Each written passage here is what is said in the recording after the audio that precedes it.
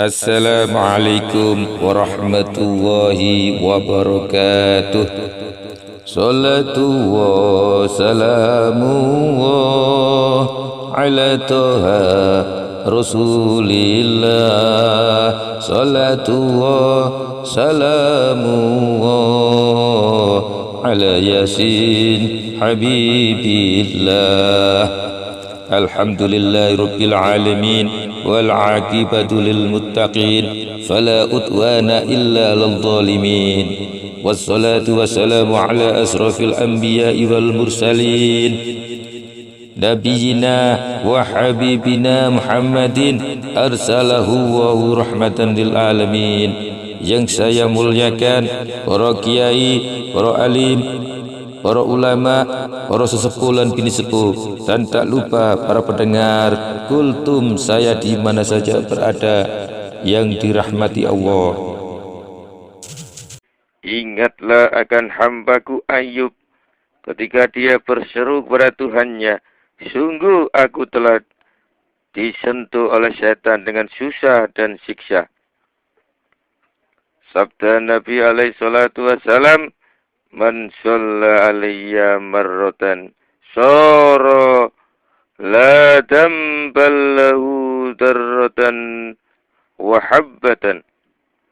Barang siapa membaca sholawat untukku sekali, maka dia menjadi tidak berdosa walaupun sebesar atom dan sebiji sawi. Dalam sebuah hadis, apabila anak seorang hamba telah meninggal dunia, maka Allah Ta'ala berfirman kepada para malaikat, apakah kamu sekalian telah menggenggam buah hati? Apakah kamu sekalian telah menggenggam buah hatinya? Mereka menjawab, ya. Firman Allah Ta'ala, apakah yang dikatakan oleh hambaku? Mereka menjawab, dia memuji engkau, berterima kasih kepada engkau, dan beristinja kepada engkau. Maka dia mengucapkan, inna lillahi wa inna ilaihi raji'un. Sungguh kami sekalian adalah milik Allah dan kepadanya kami sekalian kembali. Maka Allah Ta'ala berfirman, bangunkanlah untuk hambaku itu sebuah rumah di surga dan berikanlah nama Baitul Hamdi. Wahab bin Munabbih berkata, telah aku dapatkan di kitab Taurat 4 baris yang berturut-turut. Yang pertama, barang siapa membaca kitab Allah Ta'ala sedang dia mengira bahwasanya dia tidak diampuni, maka dia termasuk orang-orang yang meremehkan ayat-ayat Allah.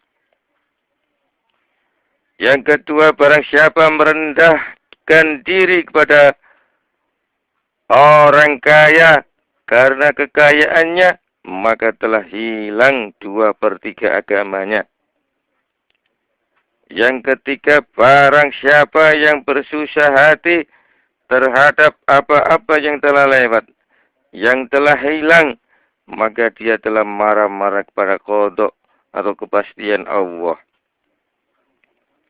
Yang keempat, barang siapa melapor, mengeluh terhadap penderitaannya, maka sungguh dia telah melapor, mengeluh kepada Tuhannya. Beliau Nabi alaihi salatu wassalam bersabda, inna mu'dhamal jazai ma'adhamil bala'i. Wa inna Allah Ta'ala idha khabba abdan ibtalahu wa idha sabara ijtabahu wa idha radhiya istofa. Sesungguhnya balasan yang besar itu beserta atau sebanding dengan bahaya yang besar juga. Dan sesungguhnya Allah Ta'ala bila mencintai kepada seorang hamba, tentu dia Allah mengujinya. Apabila dia bersabar, maka Allah memilihnya. Dan apabila dia rela, maka Allah pun memilihnya juga.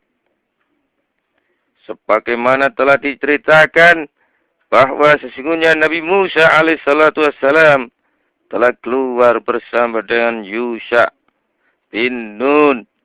Tiba-tiba ada seekor burung putih yang hinggap pada pundak Nabi Musa alaihissalatu wassalam. Dan burung itu berkata, "Hai Nabi Allah, lindungilah aku dari suatu pembunuhan pada hari ini." Kata Nabi Musa, "Dari siapa?" Kata burung itu, "Dari elang yang mau memangsaku." Burung itu masuk ke lengan baju Nabi Musa. Maka pada waktu itu burung elang juga terbang menghadap Nabi Musa dan berkata, "Hai Nabi Allah, janganlah engkau menghalangi aku dari buruanku." Kata Nabi Musa alaihissalatu wassalam, "Aku akan menyembelih seekor kambingku untukmu." Kata burung itu, "Daging kambing tidak cocok untukku." Kata beliau Nabi Musa, "Makanlah daging pahaku." Kata burung, "Aku hanya mau makan 2 biji matamu saja." Maka Nabi Musa alaihissalatu wassalam tidur melentang. Dan datanglah burung elang itu hinggap di dada Nabi Musa alaihissalatu wassalam. Dan hendak mematuk 2 matanya dengan paruhnya. Kata Yusak bin Nun, "Wahai Nabi Allah, apakah engkau menganggap enteng 2 mata engkau hanya dalam urusan burung ini?" Maka burung itu terbang dari lengan baju Nabi Musa dan burung elang pun mengejarnya. Kemudian kedua burung itu kembali menghadap kepada Nabi Musa alaihissalatu wassalam dan berkatalah seekor dari antara keduanya, "Aku sebenarnya malaikat Jibril dan kawanku ini adalah malaikat Mikail. Tuhan kamu telah menyuruh kami untuk mencoba kepadamu. Bisa bersabarkah engkau dari kodok Tuhanmu atau tidak?" Kata Ibnul Mubarak, bencana itu satu. Kalau orang yang terkena bencana itu bersusah hati, maka bencana itu menjadi 2. Yaitu satu, bencana itu sendiri. Dan yang kedua ialah hilangnya pahala bencana. Yakni bersabar terhadap bencana itu. Yang kedua ini lebih besar dari bencana itu sendiri. Dan sebagaimana diriwayatkan dari Nabi alaihissalatu wassalam, bahwa beliau bersabda, "As-sabru salasatun. Sabrun alal musibati, wa sabrun alal ta'ati, wa sabrun anil maksiyati. Wa man sabara alam musibati kutiba lahu salasumiati darajatim ma baina kulli darajataini kama baina as-sama'i wal ard. Wa man sabara ala ta'ati kutiba lahu 600 darajatin ma baina darajataini kama baina tukhju mil ardil ulya ila muntahal ardi nas-sab'i. Wa man sabara anil maksiyati kutiba lahu 900 darajatin ma baina kulli darajataini kama bainal arsy ila sara." Sabar itu ada 3. Yang pertama sabar terhadap bencana. Yang kedua sabar berlaku taat. Yang ketiga sabar menjauhi perbuatan durhaka. Barang siapa sabar terhadap bencana, maka dicatat baginya 300 derajat, yang jarak antara tiap-tiap 2 derajat seperti jauh antara langit dan bumi. Barang siapa sabar berlaku taat, maka dicatat baginya 600 derajat, yang jarak jauh antara 2 derajat seperti jarak jauh antara permukaan bumi yang paling atas dengan dasar bumi yang ke-7.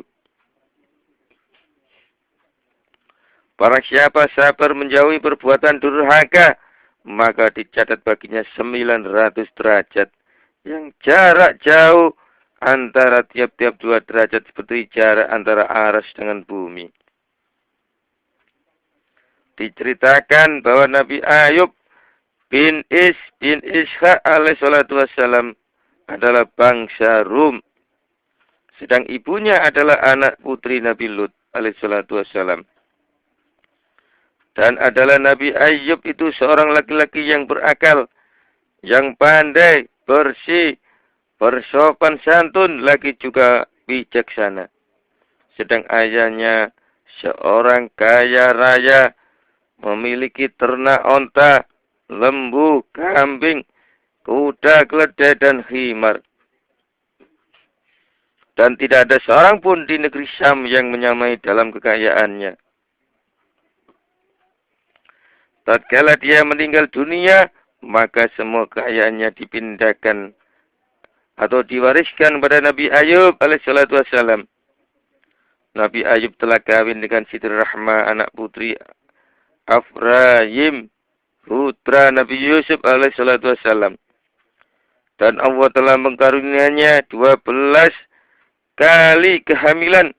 Dan tiap-tiap sekali hamil, lahir 2 orang anak. Seorang laki-laki dan seorang lagi perempuan. Kemudian dia diutus oleh Allah Ta'ala kepada kaumnya. Dan mereka adalah penduduk Hauran dan Tih. Allah Ta'ala melengkapinya dengan budi yang baik dan kehalusannya selama dia tidak disalahi oleh seorang dengan meristakannya dan mengungkirinya. Karena kemuliaannya dan kemuliaan para ayah dan ibunya. Maka dia memberikan atau menyampaikan beberapa syariat dan membangun beberapa masjid untuk mereka. Dan adalah Nabi Ayub mempunyai beberapa meja makan yang sengaja disediakan untuk orang-orang fakir dan masakin serta para tamu. Dan adalah Nabi Ayub terhadap anak yatim seperti seorang ayah yang kasih sayang. Terhadap para janda seperti suami yang kasih sayang juga. Dan terhadap orang-orang lemah seperti saudara yang cinta kasih. Dan dia Nabi Ayub memerintahkan para wakilnya dan kepercayaannya agar supaya tidak menghalang-halangi dari tanamannya dan buah-buahnya dari orang-orang yang mau mengambilnya. Dan adalah ternaknya setiap tahun beranak kembar atau dua. Namun demikian dia tidak gembira dengan itu sedikit pun. Dan dia berkata, Tuhanku, ini semua adalah pemberian engkau kepada para hambamu di penjara dunia ini. Maka bagaimana pemberian engkau di surga kepada ahli kharomah atau mereka yang mendapat kemuliaan dari engkau di kampung di mana disediakan hidangan engkau. Dengan ini semua Nabi Ayub alaihissalatu wassalam tidak lupa hatinya bersyukur terhadap nikmatnya. Nikmat yang diperoleh serta lisannya tidak lupa berzikir kepada Tuhannya. Maka iblis dengki padanya seraya berkata, sungguh Ayub telah berhasil dengan dunia dan akhirat. Dan iblis ingin merusak salah satu atau keduanya, yakni dunia dan akhirat itu. Lalu iblis terkutuk pada masa itu naik ke langit yang ke-7 dan berhenti di mana dia dikehendaki. Pada suatu hari dia naik sebagaimana biasa. Maka Tuhan Allah yang Maha Perkasa berfirman padanya, hai iblis terkutuk, bagaimana engkau melihat hambaku Ayub? Apakah engkau bisa mendapatkan daripadanya meskipun sedikit atau bisa meniru meskipun sedikit? Kata iblis, Tuhanku, sungguh Ayub mau menyembah engkau karena engkau telah memberinya keluasan hidup, yaitu banyak harta dan kesehatan. Kalau tidak karena itu tentu dia tidak menyembah engkau, maka dia adalah hamba kesehatan. Firman Allah Ta'ala kepada iblis, engkau dusta. Sungguh aku maha mengetahui bahwa sesungguhnya dia menyembah aku dan berterima kasih kepadaku meskipun dia tidak mempunyai keluasan rezeki di dunia. Kata iblis, Tuhanku, berilah aku kekuasaan untuk menggoda Ayub. Maka perhatikanlah bagaimana aku membuat dia lupa berzikir kepadamu dan menyibukkan dia dari ibadah kepadamu. Maka Allah pun memberikan kekuasaan kepada iblis terhadap segala sesuatunya Nabi Ayub kecuali jiwa dan lisannya. Maka iblis pun kembali dan menuju ke tepi laut. Lalu berteriak dengan teriakan yang keras sekali. Sehingga semua bangsa jin baik yang laki-laki maupun yang perempuan berkumpul di sisinya seraya berkata, apakah gerangan yang menimpa baginda? Iblis menjawab, sungguh aku telah mendapat kesempatan yang belum pernah aku peroleh. Seperti semenjak aku telah berhasil mengeluarkan Adam dari surga. Maka oleh karena itu bantulah aku untuk memberdayakan Ayub. Maka mereka cepat-cepat bertebaran dan membakar serta merusak semua harta kekayaan Nabi Ayub alaihissalatu wassalam. Kemudian iblis pergi kepada Nabi Ayub alaihissalatu wassalam. Sedang dia dalam keadaan berdiri mengerjakan sholat di dalam masjid. Kata iblis, apakah engkau tetap menyembah Tuhanmu dalam keadaanmu yang berbahaya? Sungguh dia Tuhanmu telah menuangkan api dari langit yang memusnahkan semua kekayaanmu sehingga semuanya menjadi abu. Nabi Ayub tidak menjawab sehingga dia telah merampungkannya sholatnya. Lalu berkata, Alhamdulillah yang telah mengkaruniaku, kemudian mengambil pula daripadaku. Kemudian dia berdiri lagi serta memulai sholat. Maka iblis pun kembali dengan hamba tangan, lagi merasa terhina serta menyesal terhadap perlakuannya. Dan Nabi Ayub itu mempunyai 14 anak, 8 orang laki-laki dan 6 orang perempuan. Dan mereka makan siang setiap harinya di rumah saudaranya. Sedang pada waktu itu mereka berada di rumah saudaranya yang paling besar namanya Hurmula.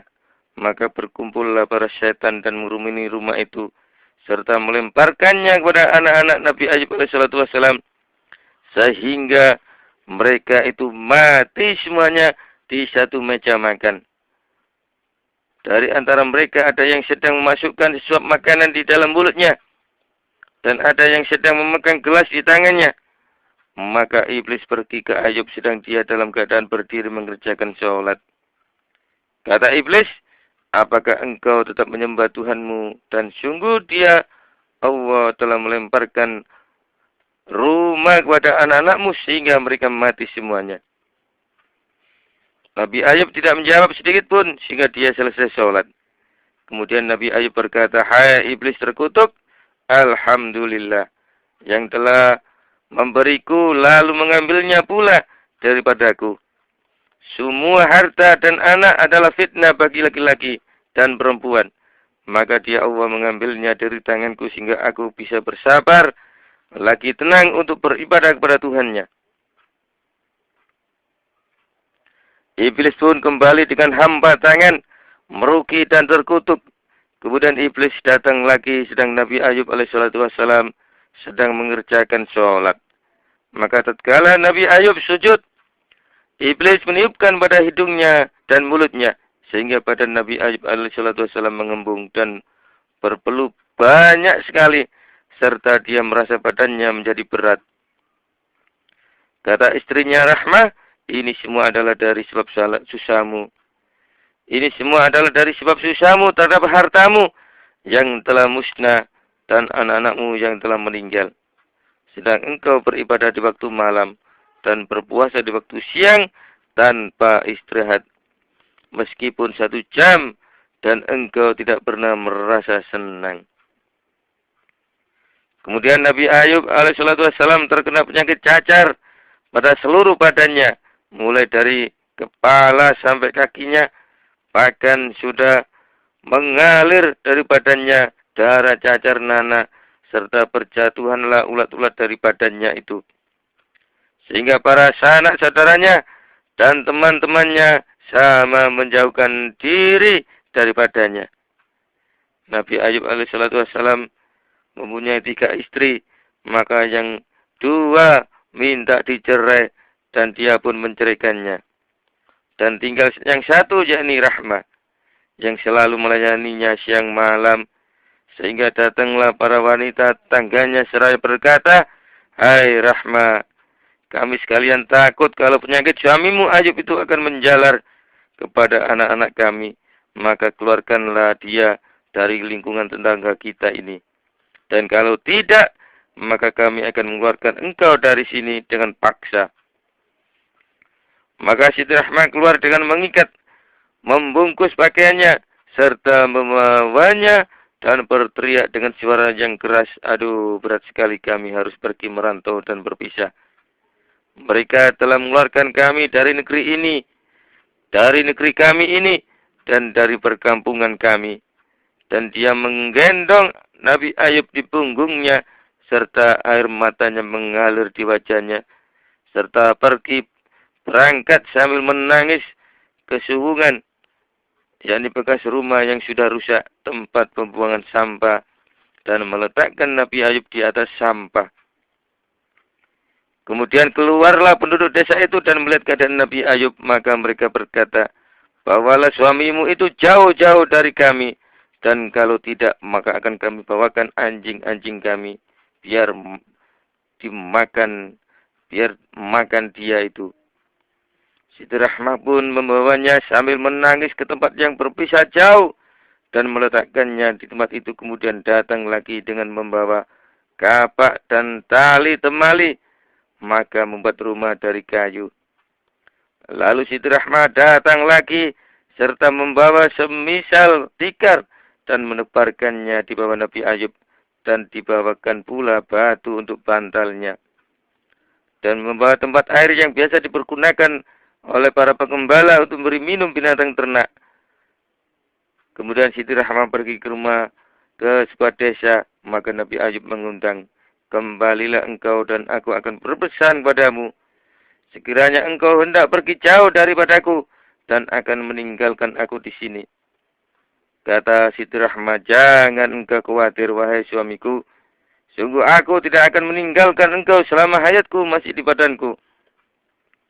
Siti Rahmah pun berangkat pergi ke sebuah desa dan bekerja setiap hari memotong roti, dan dia bisa memberi makan suaminya, yakni Ayub. Kemudian diketahui oleh penduduk desa itu bahwasanya dia adalah istri Ayub, maka mereka tidak mau lagi memberi makan kepadanya. Bahkan mereka berkata, "Pergilah engkau jauh ke sana, karena sesungguhnya kami merasa jijik pada kamu." Maka Siti Rahmah pun menangis dan berdoa, "Wahai Tuhanku, engkau telah melihat keadaanku. Sungguh telah sempit rasanya dunia ini bagiku. Sedang orang-orang yang telah mengotori atau merendahkan kami di dunia ini, maka janganlah kiranya engkau merendahkan kami di akhirat nanti, ya Tuhanku." Maka mereka telah mengusir kami dari rumah kami di dunia, maka janganlah kiranya engkau mengusir kami dari rumah engkau besok di hari kiamat. Siti Rahmah pun pergi kepada orang wanita penjual roti seraya berkata, "Sungguh kasihku Nabi Ayub telah lapar. Maka sudilah kiranya engkau memberikan hutangan padaku berupa roti." Kata wanita itu, "Pergilah engkau jauh-jauh dariku agar supaya suamiku tidak mengetahui engkau. Tapi berikanlah gombakmu atau sebuah gelungan rambutmu." Siti Rahmah mempunyai 12 gelungan yang terjatuh dan terletak di tanah. Gelungan itu bagus sekali, serupa yang didapatkan oleh Nabi Yusuf alaihissalatu wassalam. Nabi Ayub senang sekali kepada gelungan itu. Maka datanglah wanita penjual roti serta membawa gunting dan memotong gelungan itu, serta memberi 4 potong roti kepada Siti Rahmah. Kata Siti Rahmah, "Wahai Tuhanku, sesungguhnya perlakuanku ini hanya karena taat kepada suamiku dan untuk memberikan makan pada Nabi engkau, maka telah aku jual gelunganku. Maka tatkala Nabi Ayub melihat roti yang masih waras atau masih utuh itu, dia sangat menaruh perhatian dan mengira kalau istrinya telah menjual dirinya. Maka dia bersumpah kalau Allah sudah menyembuhkannya, dia akan memukul istrinya 100 jilitan. 100 jilitan itu seperti telah difirmankan oleh Allah Ta'ala sebagai kifarah atau tebusannya. Wakhud biyadika di'san fadrib bihi wala tahnas. Dan ambillah dengan tanganmu seikat rumput, maka pukulkanlah kepadanya istrimu dan kamu tidak terkena sumpah. Tatkala qisas atau hukum itu telah terlaksana, maka Nabi Ayub menangis seraya berkata, wahai Tuhanku, telah hilang upayaku, sehingga sampailah suatu persoalan bahwa istri seorang nabimu telah menjual rambutnya dan telah menafkahkannya untuk diriku. Kata Siti Rahmah, wahai suamiku, janganlah engkau bersusah hati pada hari ini, maka sesungguhnya rambutku nantinya akan tumbuh lagi lebih baik daripada yang sudah.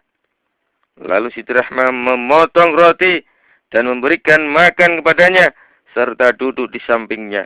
Dan adalah Nabi Ayub. Tiap-tiap terjatuh ulat yang di badannya, maka dia mengambil dan mengembalikannya di badannya pula. Dan dia berkata, makanlah olehmu sekalian apa-apa yang telah diizinkan kepadamu oleh Allah Ta'ala. Maka tidak tertinggal dagingnya, dan hanya tinggal tulang belulang, urat dan syarafnya saja. Apabila matahari terbit menyinarinya, maka sinar itu menembus dari bagian badannya sampai ke bagian belakangnya.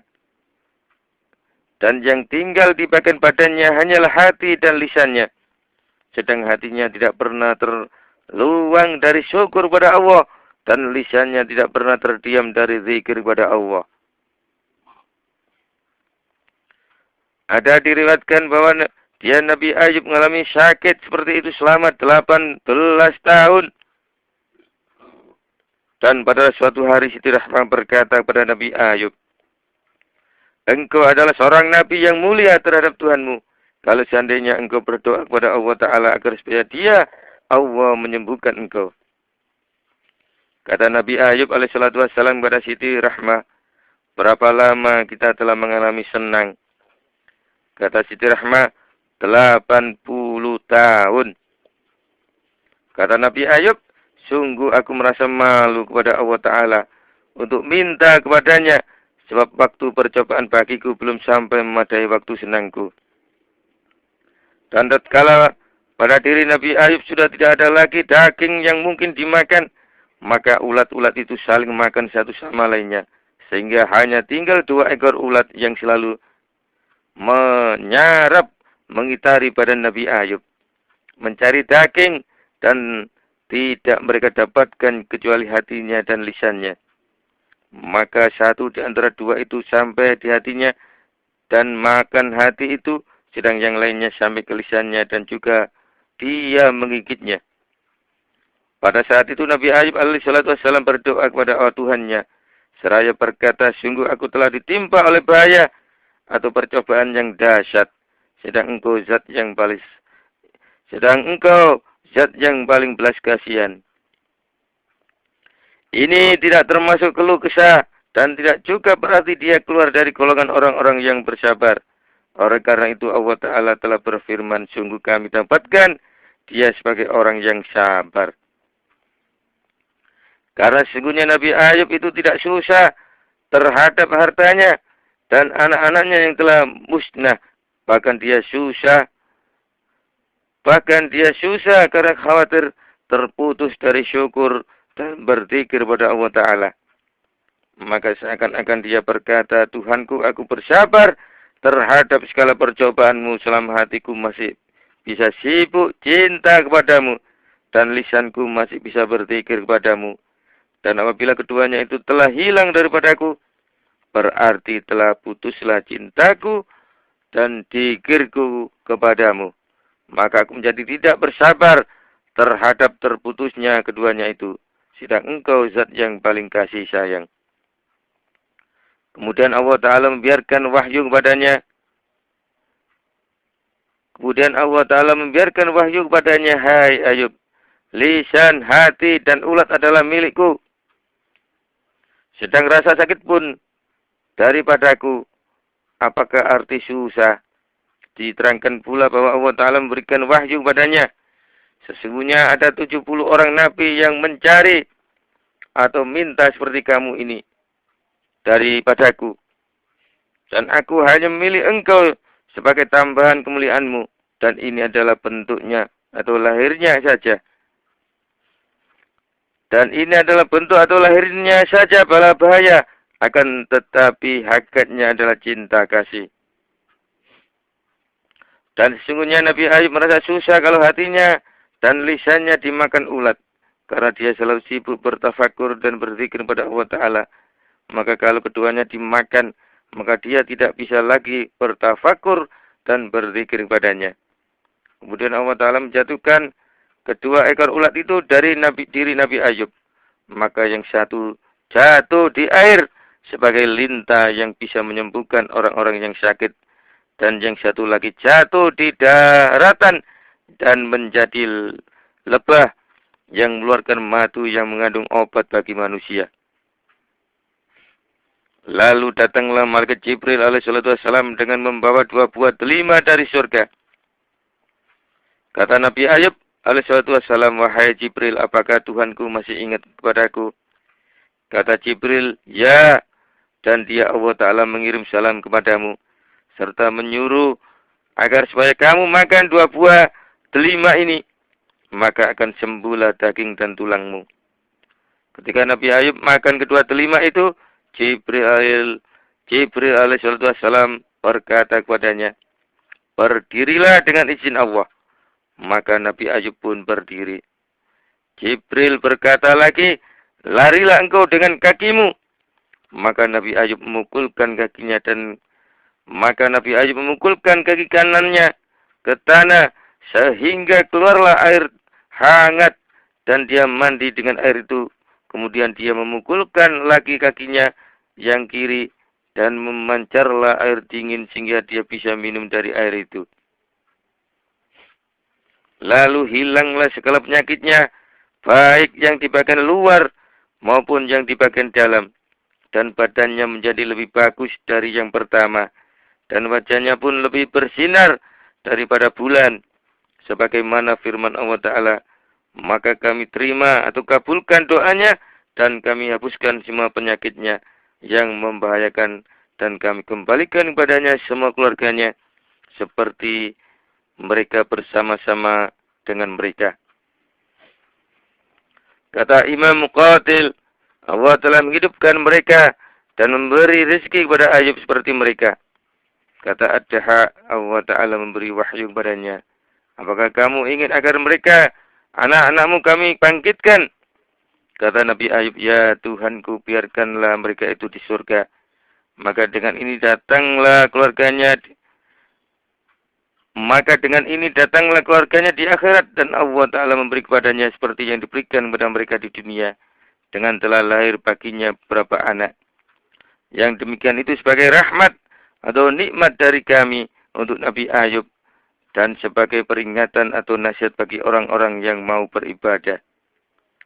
Agar supaya mereka mengetahui juga bahwa bala atau percobaan yang paling dahsyat itu kepada para nabi.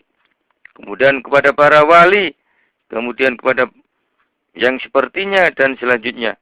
Maka hendaklah mereka berbuat seperti mereka telah berbuat. Dan bersabar seperti mereka telah bersabar.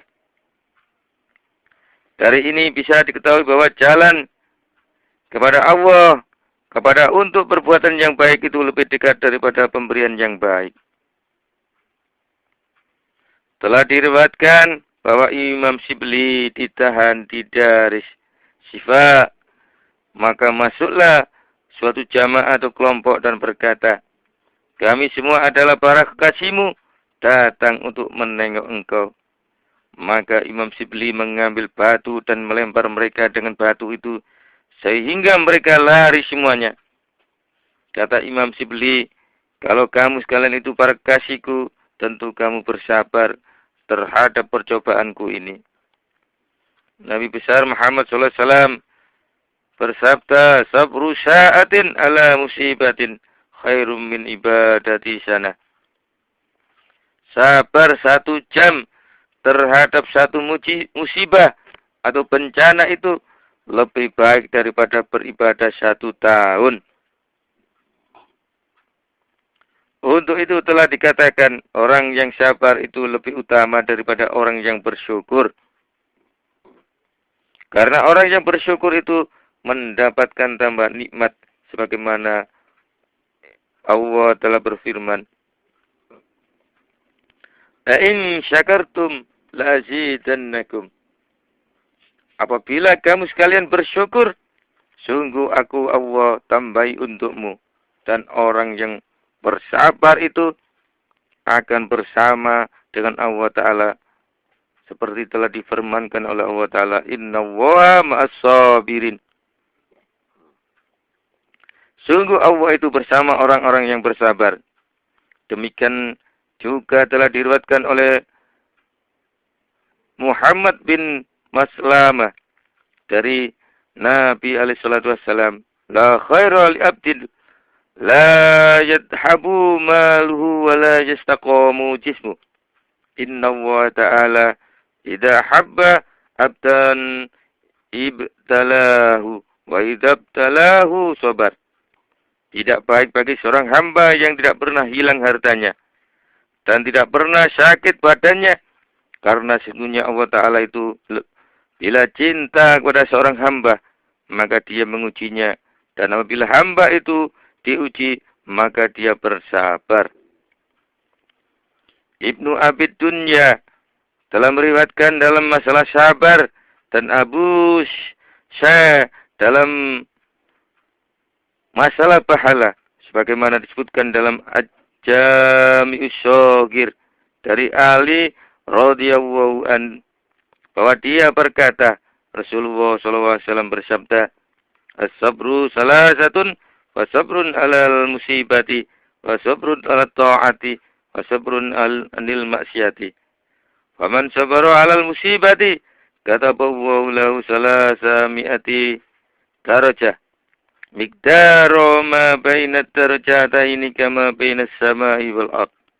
Wa man sabara 'ala ta'ati kataballahu lahu 600 darajatin ma baina darajataini kama baina nujumil ardil ulya ila muntahal ardina sab'i.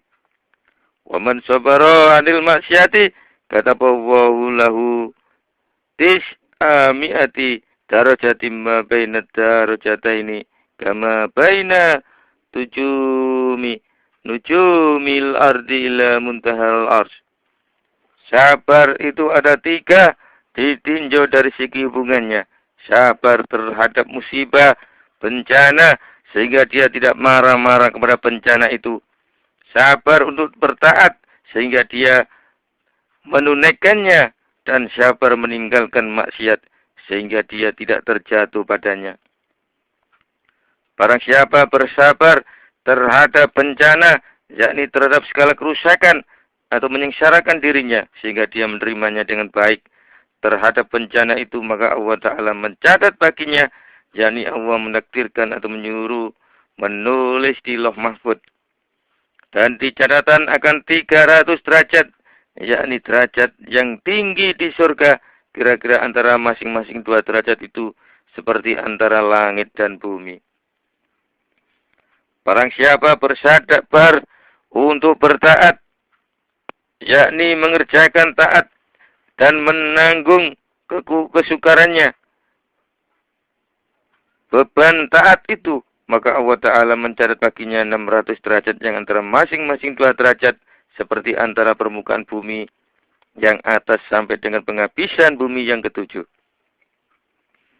Barang siapa bersabar dari maksiat, yakni meninggalkannya, maka Allah Ta'ala mencatat baginya 900 derajat yang antara masing-masing 2 derajatnya seperti antara permukaan bumi sampai penghabisan aras. dan dia adalah makhluk yang paling tinggi. Derajatnya 2 kali lipat. Maka sabar dari menjauhi segala yang diharamkan itu martabat yang paling tinggi, karena sukarnya menahan nafsu dan membawanya kepada selain yang menjadi tabiatnya. Dan di bawahnya ialah sabar melakukan semua perintah, karena kebanyakan perintah itu disukai oleh jiwa-jiwa yang utama. Dan di bawahnya lagi ialah sabar terhadap persoalan yang makruh atau yang dibenci sebab dikerjakan oleh orang-orang yang baik. Dan orang durhaka, baik itu dengan sengaja atau dengan terpaksa.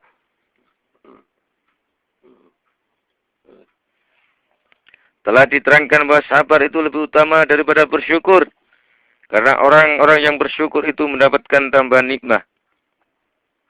Sebagaimana difirmankan oleh Allah Ta'ala, kalau kamu sekalian bersyukur, sungguh akan kami tambahi. Sedang orang-orang yang bersabar, maka dia disertai oleh Allah Ta'ala. Sebagaimana firman Allah Ta'ala, sungguh Allah itu bersama orang-orang yang sabar. Dari Wahab bin Munabbih radhiyallahu an, bahwa dia berkata, kata Nabi Musa alaihissalatu wassalam, pada siang hari, pada hari Sur ketika di gunung Tur Sina, wahai Tuhanku, derajat surga mana yang paling engkau sukai? Allah berfirman, hai Musa, derajat Haziratul Qudsi. Derajat Haziratul Qudsi. Kata Nabi Musa, wahai Tuhanku, siapakah yang akan menempatinya? Firman Allah Ta'ala, ialah orang-orang yang terkena musibah atau bencana. Kata Nabi Musa, wahai Tuhan, berikanlah sifat-sifat mereka kepadaku. Firman Allah Ta'ala, hai Musa, mereka ialah kaum yang apabila ditimpa bencana mereka bersabar. Dan apabila mendapatkan nikmat mereka bersyukur. Dan apabila mereka ditimpa bencana mereka berkata, inna lillahi wa inna ilaihi raji'un. Sungguh kami sekalian adalah milik Allah dan kami sekalian kembali kepadanya. Mereka adalah para penghuni derajat atau kamar Hadiratul Qudsi. Tabrani meriwayatkan dari Ibnu Abbas radhiyallahu an bahwa dia berkata, Rasulullah sallallahu alaihi wasallam bersabda, "Man usiba bi musibatin fi malihi au jasadihi fakatamaha wa lam yaskuha ilan nasi kana lawahi ayyufirolah." Barang siapa ditimpa oleh suatu musibah atau bencana di dalam hartanya atau badannya, maka dia menyembunyikannya dan tidak berkeluh kesah atau tidak melaporkan kepada orang lain, maka adalah seharusnya Allah mengampuninya. Maka seharusnya bagi orang yang berakal agar supaya bersabar terhadap segala macam bencana, bahaya, ujian, dan kefakiran agar supaya dia bisa mendapatkan ampunan dari Allah Ta'ala, terhapusnya segala kejahatan dan diangkat derajatnya. Imam Abu Lais rahimahullah meriwayatkan di As-Sambihi dari Abdullah bin Harisi dari Ibnu Abbas radhiyallahu an. Dia berkata ada seorang nabi yang melapor atau berkeluh kesah kepada Tuhannya seraya berkata, wahai Tuhanku, hamba yang beriman bertaat kepada Engkau dan menjauhi segala perbuatan durhaka kepada Engkau. Engkau jauhkan daripada dunia, bahkan Engkau berikan beberapa bahaya atau ujian, dan hamba yang kafir tidak bertaat kepada Engkau dan berani mendurhakai Engkau. Engkau jauhkan daripadanya bahaya dan Engkau longgarkan pula baginya dunia. Maka Allah Ta'ala memberikan wahyu kepadanya, sungguh para hamba itu milikku dan segala macam bahaya pun milikku pula, serta masing-masing bertasbih dengan pujian kekasihku. Maka adalah hamba yang beriman itu mempunyai banyak dosa. Lalu aku jauhkan daripadanya dunia dan aku berikan beberapa bahaya percobaan. Maka yang demikian itu sebagai kifarah atau tebusan terhadap dosa-dosanya, sehingga dia akan bertemu denganku dan aku balas semua kebaikannya. dan adalah hamba yang kafir itu mempunyai kebaikan yang banyak, maka aku longgarkan baginya rezeki, serta aku jauhkan daripada segala macam bahaya. Aku balas kebaikannya di dunia ini, sehingga dia akan bertemu dengan aku, dan aku balas semua kejahatannya. Dalam sebuah hadis, sungguh ada seorang mukmin dan seorang kafir pada zaman dahulu.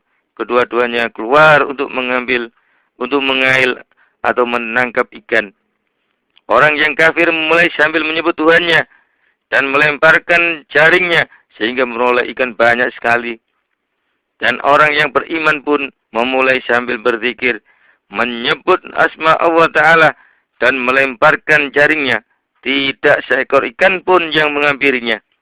Kemudian mendapatkan seekor ikan setelah matahari tenggelam di ufuk barat. Dan ikan itu pun bergerak-gerak dengan kuatnya sehingga terjatuh lagi di air di sungai. Maka kembalilah orang yang beriman itu dengan tidak membawa hasil apa-apa. Sedang orang kafir itu pulang dengan membawa tempat yang penuh dengan ikan. Maka malaikat yang bertugas mengasuh orang-orang beriman merasa kasihan. Maka ketika malaikat itu pun naik ke atas langit, Allah Ta'ala memperlihatkan padanya tempat bagi orang-orang yang beriman di surga. Maka malaikat itu pun berkata, demi Allah, tidak akan membahayakan kepadanya apa-apa yang menimpanya apabila dia sudah kembali ke tempat ini. Dan Allah Ta'ala juga memperlihatkan tempat bagi orang-orang kafir di neraka. Maka malaikat itu berkata, demi Allah, tidak ada gunanya apa-apa yang telah yang dia peroleh di dunia apabila dia telah kembali ke tempat ini. Hadirin hadirat yang dimuliakan Allah dan para pendengar kaum muslimin di mana saja berada, demikian apa yang bisa saya sampaikan. Mudah-mudahan dapat menambah hasanah ilmu bagi kita semuanya. Ihdinas siratal mustaqim. Wabillahi taufiq wal hidayah waridha wal inayah. Wassalamualaikum warahmatullahi wabarakatuh.